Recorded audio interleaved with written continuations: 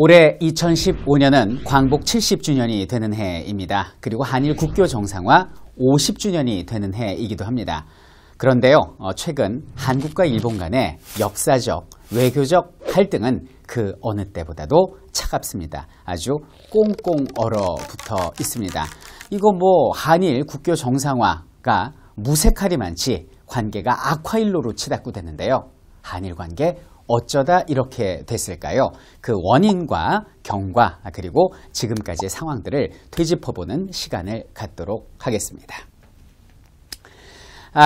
작년이었죠. 12월 14일 날 일본 중의원 선거가 있었습니다. 중의원 선거라면 우리나라의 국회의원 총선 정도로 생각하시면 될 텐데요. 아베를 대표로 하는 자민당이 그 다른 연립 정당들과 함께 중의원 의석수의 3분의 2를 차지하는 압승을 거두게 되었습니다. 그래서 일본의 보수 우익적 행보는 앞으로도 계속될 전망이다라는 것입니다. 여러분들 기억하십니까? 2013년에 아베 신조가 야스쿠니 신사에 참배했던 것을 기억하실 겁니다.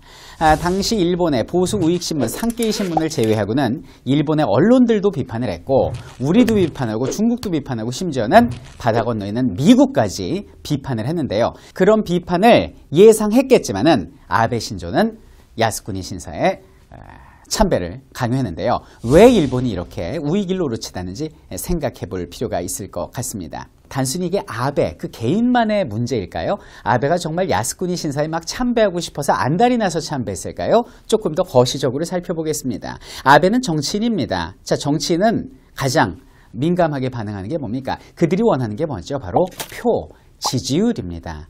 결국 아베가 잘못된 선택을 한 것은 자신을 뽑아준, 자신 자민당을 지지해준 유권자들에 대한 어떤 반대급부를 충실히 이행하는 거다라고 볼 수 있겠죠. 자, 그럼 일본 국민들은 왜 자민당, 아베를 밀어줄까요? 저는 좀 미스테리한 것 같아요. 왜 이렇게 보수 정당에 표를 몰아주는 것일까? 그 생각을 좀 해봤어요. 저는요, 일본 국민들 마음속에 좀 향수가 있지 않나라는 생각을 해봅니다. 일본 국민들의 특징이 뭐냐면 우리나라 사람들은 막 대놓고 막 얘기하잖아요. 또 뒤끝이 없습니다. 근데 일본 국민들은 표현을 안 하죠. 그래서 이중적이다 이런 말들을 많이 듣는데요. 겉으로 표현을 하지 않습니다. 그러면 이 사람들의 표현이 뭘로 나타나는 거예요? 결국 선거에서의 표로 나타나는 거죠. 그러니까 자민당이 압승하는 데는 좀 일본 국민들의 그 성향 자체가 그런 것이 아닌가라고 생각을 해봅니다. 이런 거 아니겠습니까? 그 1930년대, 40년대 일본이 거의 아시아 전체를 침략하고 지배했던 적이 있습니다. 그 제국주의 시대인데요. 그때를 좀 그리워하는 그런 좀 향수가 있지 않나라는 생각을 해봐요. 자, 여기 이제 지도를 보시면 나와 있지만 일본의 경우는 1910년 우리 대한제국 조선을 침략하고 식민지로 만들게 됩니다. 역사 왜곡도 잘해요. 그리고 1931년에는 만주사변을 일으켜서 만주국을 세우게 됩니다. 중국은 한족이 있고요. 그리고 만주족이 있고 다양한 민족이 있는데 한족의 역사와 만주족의 역사는 다르다. 왜 너희 만주족이 한족한테 지배를 당하니? 우리가 독립시켜줄게라는 명분으로 만주국이라는 독립국가를 만들었지만은 실제 그것은 일본의 꼭두각시 괴뢰 국가였습니다.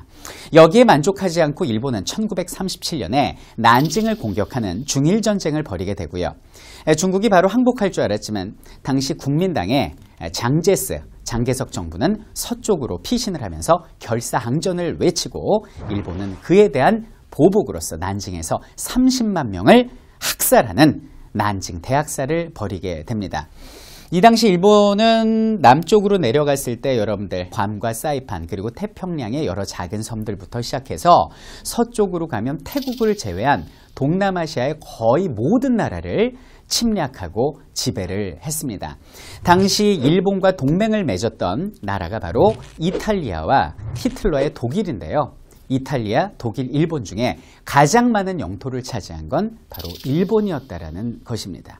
자, 그래서 일본인들은 이 지도를 보면서 어떤 생각을 할까요? 자, 우리 보면 보통 가장 영화로웠던 시대 그러면 어느 때를 꼽습니까?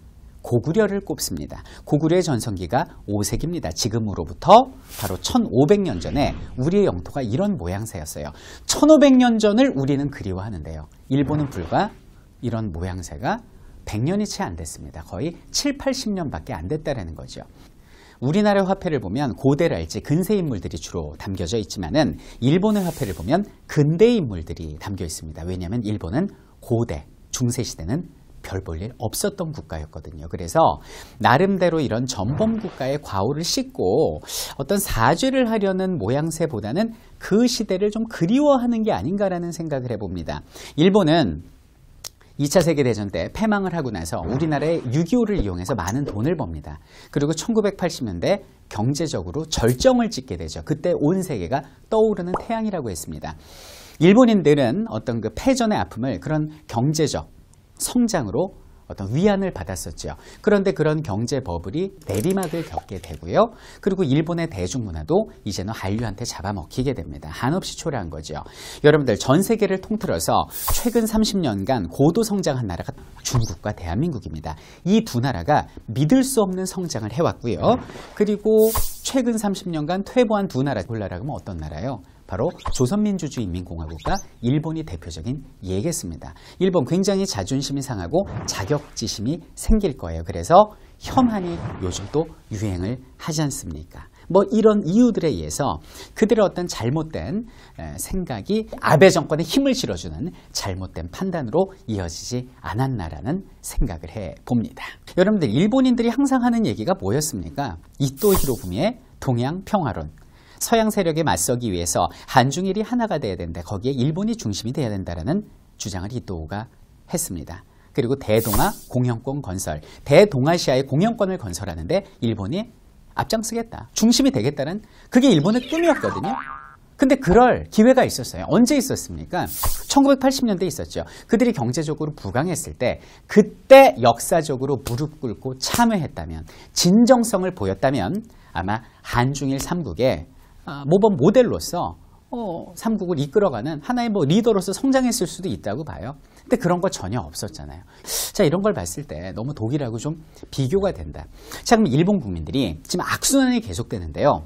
올해 2015년에 일본 초등학생들이 배우는 사회교과서에 우리의 독도가 일본의 땅이라고 한국이 불법 점령하고 있다고 교과서에 실른다는 거 아닙니까? 그러면 그 교과서를 배운 학생들은 그게 다인 줄 알고 자라나겠죠? 그럼 그 아이들이 또 그런 잘못된 정치인들한테 표를 던져주고 또 그 정치인들이 잘못된 방향으로 이끌어가고 이러다 보면 일본은 나락으로 떨어질 수밖에 없어요. 일본의 보수 우경화 행보는 당장 어떤 어려움에 빠진 일본 국민들한테 순간적인 단결을 가져올 수 있을 거라고 봅니다. 하지만 장기적으로 봤을 때 이건 일본뿐만 아니라 모두의 불행이에요. 외교를 한번 볼까요? 자, 외교적으로도 좀 코미디 같은 상황이 왔습니다. 미국이 가장 바라는 아름다운 모델은 뭡니까? 미국과 일본 그리고 대한민국이 자유진영으로서 똘똘 뭉칩니다. 그래서 이들이 어떤 중국을 북한까지 함께해서 북한과 중국을 어떤 견제해주는 요 생각을 미국이 하고 있는데요. 일본의 우경화 때문에 결국 우리나라는 누구하고 지금 손을 잡게 됩니까? 중국하고 외교적으로 이렇게 좋았던 적이 없어요. 박근혜 대통령이 역대 대통령 중엔 최초로 일본 정상과 만나지 않고 중국 정상 시진핑을 먼저 만나는 이런 일이 벌어지게 됩니다. 그러니까 북한 같은 경우는 또 중국하고 혈맹이었는데 우리하고 가까워지니까 또 러시아하고 또 최근 손을 잡았고요. 지금 미국은 또 일본하고 손을 잡고 있는 3파전 같은 상황이 됩니다. 제가 강단에서 강의를 할 때 학생들이 저한테 많은 질문을 합니다. 삼국시대 얘기를 많이 해요. 선생님, 삼국시대 때 고구려하고 백제가 친했어요? 아니면 신라하고 백제가 친했어요? 저는 이렇게 대답합니다. 그때 달랐어요. 왜냐하면 외교 관계는 살아있는 생물이라고 보거든요.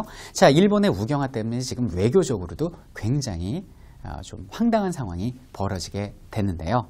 이런 일본의 잘못된 판단, 그 악순환의 고리를 끊어야 됩니다. 누가 끊어야 될까요? 바로 일본 국민들 스스로가 용단을 내려야 되지 않을까라는 생각을 해봅니다.